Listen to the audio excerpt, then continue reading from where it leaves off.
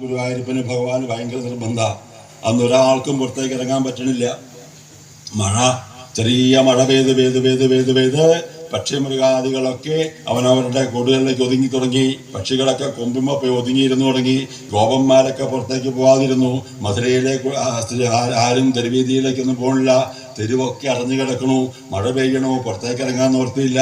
പെരുമഴ വരണു, നമുക്ക് ഇന്നത്തെ ദിവസം ഒന്നും ചെയ്യാൻ പറ്റില്ല. അങ്ങനെ എല്ലാവരും തന്റെ ഗൃഹത്തിൽ ഇങ്ങനെ അടഞ്ഞുകൂടി ഇരിക്കുക. ആ മഴ വന്നു, ഉച്ചയായി, മഴ ശമിക്കുന്നില്ല. വൈകുന്നേരമായി, അതിഭയാനകമായി മഴ. മഴമേഘങ്ങൾ ഇങ്ങനെ തിക്കിത്തിരക്കി ഇങ്ങനെ വരിക. എന്താ അവർ വരാൻ കാര്യം? എന്റെ നിറത്തിലാണ് ഭഗവാൻ വരാൻ പോണത്. അവരുടെ ഉത്സാഹം അതാണ്. മഴമേഘങ്ങൾ പറയാ കരിമുകിൽ വർണ്ണനായിട്ടാണ് ഭഗവാൻ വരണേ. നമ്മുടെ വർണ്ണത്തിലാ ഭഗവാൻ വരാൻ പോണത്. ഭഗവാൻ നമ്മുടെ വർണ്ണത്തിൽ വരുമ്പോഴേ നമ്മൾ അവിടെ പോയി സ്വാഗതം വരണ്ടേ. ഈ ലോകത്തുള്ള മഴമേഘങ്ങൾ മുഴുവൻ ദ്വാരകയുടെയും വൃന്ദാവനത്തിന്റെയും ഗോകുലത്തിന്റെയും മുമ്പിലേക്ക് വന്നു തിക്കിത്തിരക്കി. അത്രേ ശ്രീകൃഷ്ണാവതാരം ഉണ്ടായ അന്ന് മുതല് ശ്രീകൃഷ്ണൻ പരനാമത്തിലേക്ക് ഗമിക്കുന്നിടം വരെ പ്രപഞ്ചം ശ്രീകൃഷ്ണന്റെ അടുത്തേക്ക് ചുരുങ്ങിപ്പോയി. 14 ലോകവും വൃന്ദാവനത്തിലേക്കും ദ്വാരകയിലേക്കും പമ്പാടിയിലേക്കും ചുരുങ്ങിപ്പോയി. വേറെ എങ്ങും പോകാൻ ഓർത്തിയില്ല, പോകാനുള്ള ആവശ്യമില്ലാണ്ട്. അത്ര പ്രഭാവമായിരുന്നു ഭഗവാന്.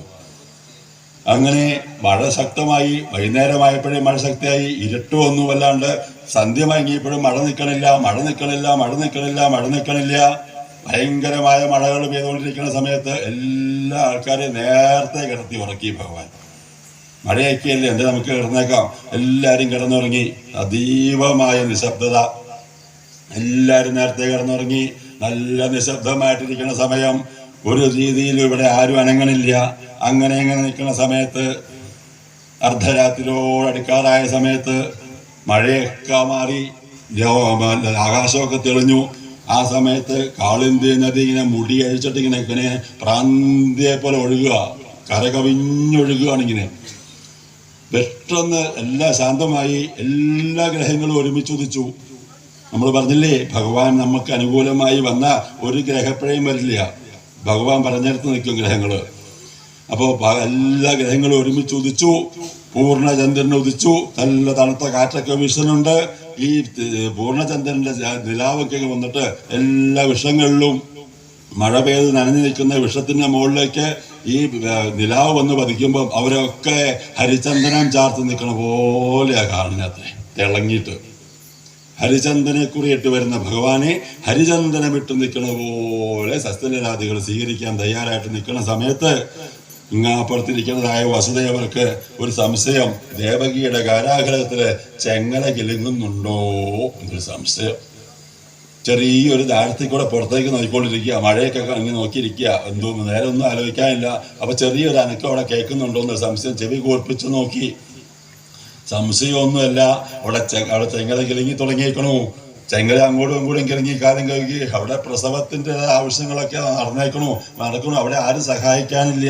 എന്ത് ചെയ്യും എൻ്റെ ഭഗവാനെ, ഞാൻ എന്ത് ദുർഘടമാണിതെന്നൊക്കെ ഓർത്തിരിക്കുന്ന സമയത്ത് എങ്ങനെയാണെന്നറിയില്ല, തൻ്റെ കൈ കിടന്ന കെട്ടും കാര്യവും ഒക്കെ അഴിഞ്ഞു. ഈശ്വര ഇച്ഛയ്ക്ക് എവിടെയും തടസ്സമില്ല, എങ്ങും തടസ്സമില്ല. അതൊക്കെ അഴിഞ്ഞു പോയി. ഓടിപ്പോയി പുറത്തേക്ക് നോക്കിയപ്പോൾ തള്ളിയത് വാതിലും തുറന്നു. ഓടി അവിടെ ചെന്നു. ദേവകിയുടെ കരാഗ്രഹം തുറന്നു കിടക്കണു. അതിനകത്തേക്ക് കയറിയപ്പോ എന്താ അവിടെ കാണണമെന്നറിയോ? കമ്പൂണ്ടഷ്ടമി രോഹിണിയൊരു മകലർന്നൊരു നാളർദ്ധരാത്രേ, ചൊൽക്കൊള്ളും ചിങ്ങമാസേ മുഴമതിയും ഉദിക്കുന്ന പുണ്യേ മുഹൂർത്തേ. ചെക്കനോട് പൂന്താനം എഴുതിയിട്ടുണ്ട്. അങ്ങനെയുള്ള മുഹൂർത്തത്തില് തന്റെ ചതുർബാഹുവായിട്ട് ഒരു ബാലവിഷ്ണുവായിട്ട് ശങ്കരകൃതാപത്മങ്ങളൊക്കെ ധരിച്ച് ഒരു ചാൺ മാത്രം നീളമുള്ളതായ ഒരു ചെറിയ ബാലവിഷ്ണുവായിട്ട് കുഞ്ഞു പീതാംബരമൊക്കെ എടുത്ത്, കുഞ്ഞു വനമാലയൊക്കെ ഇട്ട്, കുഞ്ഞു മണിമാലയൊക്കെ ഇട്ട്, കുഞ്ഞു രത്നമാലയൊക്കെ ഇട്ട്, കുഞ്ഞു കിരീടമൊക്കെ വെച്ച്, കുഞ്ഞു മകുടമൊക്കെ വെച്ച്, ചെറിയ പീലികളൊക്കെ ചാർത്തി, സജലങ്ങളായ കണ്ണുകളുമൊക്കെ ആയിട്ട് ഒരു ബാലവിഷ്ണുവായിട്ട് ആ കാരാഗ്രഹത്തിലെ ദേവകിക്കും വസുദേവർക്കും അങ്ങനെ ദർശനം കൊടുത്തു ഭഗവാൻ. ഒരു മേഘത്തിന്റെ കഷ്ണം വന്ന് പതിച്ചതുപോലെ കിടക്കുക കണ്ടു. രണ്ടുപേർക്കും ദർശനം കൊടുത്തു. രണ്ടുപേരും കണ്ടു. ദേവകി അങ്ങോട്ട് പ്രാർത്ഥിച്ചു, ഭഗവാനെ ഉപസംഹര വിശ്വാത്മൻ. ഇങ്ങനെ ചതുർബാഹുവൊക്കെ ആയിട്ട് കിടന്ന എനിക്കൊന്നും എടുക്കാൻ പോലും തോന്നില്ല. അപ്പോൾ ഭഗവാൻ പറഞ്ഞു, ഇതിന് മുമ്പ് കുറെ ജന്മങ്ങൾക്ക് മുമ്പ് ഞാൻ നിങ്ങൾക്ക് മകനായിട്ട് വരണമെന്ന് നിങ്ങൾ തപസ്സനുഷ്ഠിച്ചായിരുന്നു, അതുകൊണ്ട് ഞാൻ ഇപ്പോൾ വന്നത് എന്നൊക്കെ പറഞ്ഞിട്ട് ഭഗവാൻ എല്ലാ ശംഖുചക്ര കഥാപത്മൊക്കെ ആയിട്ട് പോകുന്നത് എന്താണെന്നറിയോ? ഭഗവാൻ നല്ല നിശ്ചയം ഉണ്ടായിരുന്നു, എൻ്റെ അച്ഛനും അമ്മയും കാരാഗ്രഹത്തിലായി കിടക്കണേ, അവർക്ക് എനിക്ക് കളിപ്പാട്ടമൊന്നും മേടിച്ചു തരാൻ പറ്റില്ല, അതുകൊണ്ട് ഞാൻ എൻ്റെ കളിപ്പാട്ടമൊക്കെ ആയിട്ട് പോകുന്നേക്കാന്ന് പറഞ്ഞാൽ എല്ലാം ആയിട്ടാണ് പോകുന്നത്. ഇങ്ങോട്ട് ഇവർ എനിക്ക് മേടിച്ചു തരുമൊന്നും വേണ്ട, ശംഖും ചക്രവും പത്മവും ഗതയൊക്കെ ആയിട്ട് ഇങ്ങ് പോന്നു. ഉപസംഹരിക്കണം എന്ന് അമ്മ പറഞ്ഞപ്പോൾ ഈ ശംഖും ചക്രവും പത്മവും ഒക്കെ ഉപസംഹരിച്ചു. എപ്പോഴാവശ്യം വരുന്നു അപ്പോൾ മാത്രമേ വരാവൂന്ന്. കൂടെ ഉണ്ട് അദ്ദേഹം. എന്നിട്ട് ചെറിയൊരു ഉണ്ണിയായിട്ട് അവിടെ കിടന്നു. നല്ല തളതളതളോ എന്നുള്ള കയ്യ്, ചെറിയ പുഞ്ചിരികള്, ചൂർണ്ണ കുന്തളങ്ങള്, ചുമന്ന ചുണ്ടുകള്. ഇനി തൊട്ട് കഴിഞ്ഞാൽ പഞ്ഞി പോലെ ഇരിക്കും, നീലപ്പഞ്ഞി പോലെ ഇരിക്കും. പക്ഷെ ഒരു കുഴപ്പമുണ്ട്, കാല് മാത്രം കാണിച്ചു കൊടുക്കില്ല. കാലിൻ്റെ അകത്ത് വൈഷ്ണവ ചിഹ്നങ്ങളുണ്ട്, തോട്ടിയും അങ്കുശവും ഒക്കെ. അതൊന്നും ആരും കാണാൻ പാടില്ല.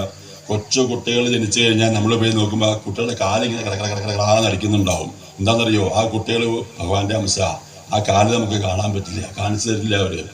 നീ കൊച്ചു കുട്ടികളെ പോയി നോക്കുമ്പോൾ അവർ കാലം എപ്പോഴും കാണിച്ചുകൊണ്ടിരിക്കും, നിർത്തി കാണിച്ചു തരില്ല.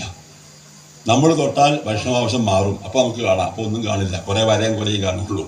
അവർ തന്നെ നിർത്തിയാൽ കാണും, തന്നെ നിർത്തില്ല അവർ. ഭഗവാന്റെ അംശ. ഭഗവാൻ കാലിങ്ങനെ തണുക്കണു. എന്നിട്ട് പറഞ്ഞു, അശരീരി പോലെ ഭഗവാൻ പറഞ്ഞു, വസുദേവരെ ഇവിടുന്ന് എന്നെ എടുക്കണം, ഇവിടുന്ന് എന്നെ എടുത്തിട്ട് എത്രയും പെട്ടെന്ന് ഗോകുലത്തിൽ കൊണ്ടാക്കണം. ഗോകുലത്തിൽ അവിടെ യശോദാമ്മയുടെ അടുത്ത് ഒരു കുഞ്ഞു കുട്ടി കിടപ്പുണ്ട്, ഒരു പെൺകുട്ടി. ആ കുട്ടി ഇങ്ങോട്ട് എടുത്തുകൊണ്ട് വരണം, ബാക്കിയൊക്കെ ഞാൻ നോക്കിക്കോളാം എന്ന് പറഞ്ഞ അപ്രത്യക്ഷമായി ചെറിയ ഉണ്ണിയായിട്ട് അവിടെ കിടന്നു.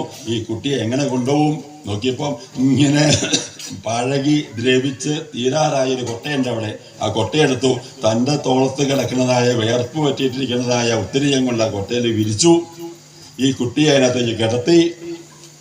ദേവകിയുടെ കഴുത്തിൽ കിടന്നിരിക്കുന്ന തുണി കൊണ്ടൊന്ന് പൊതിച്ചു. ഇതെടുത്ത് നേരെ തലയിലേക്ക് വെച്ചു. പിന്നെ എന്തോ ഒരു അദൃശ്യ ശക്തി പോണ പോലെ വസുദേവൻ പുറത്തേക്ക് ഇറങ്ങി. എല്ലാ വാതിലും തന്നെ തുറക്കുന്നു. ഈശ്വര ഇച്ഛയ്ക്ക് എവിടെയും തടസ്സമില്ല. ഇങ്ങനെ പോയി എല്ലാ പാറാവുകാരും നല്ല ഉറക്കാം പോയി നേരെ വഴിയിലേക്ക് ഇറങ്ങി. നാട്ടുവഴിയാണ്, അവിടെ ഇവിടെയൊക്കെ കുണ്ടും കുഴിയൊക്കെ ഉണ്ട്. ആ കുഴിയിലൊക്കെ മഴ പെയ്ത് ജലം വീണിട്ട് അവിടെയൊക്കെ ചന്ദ്രനെ കാണുക. അപ്പൊ വിചാരിക്കുക, ചന്ദ്രൻ എന്റെ കുലത്തിലല്ലേ അങ്ങ് ജനിച്ചത്, ഞാൻ ഭൂമിയിൽ ഇറങ്ങി വന്ന് അങ്ങേ നമസ്കരിക്കാൻ വന്നേക്കാണ്.